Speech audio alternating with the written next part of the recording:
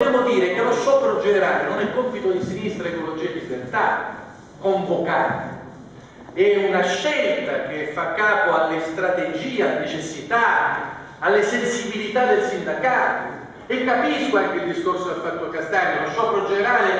è un'arma propria e importante, va usata con precauzione, ma credo,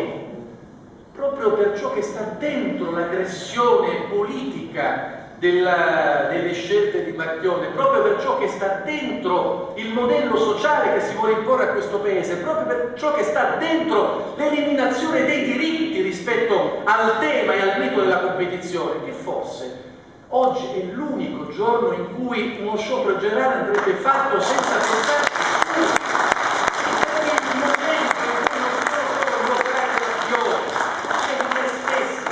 paese, di una nazione, del suo tessuto di diritti insindacabili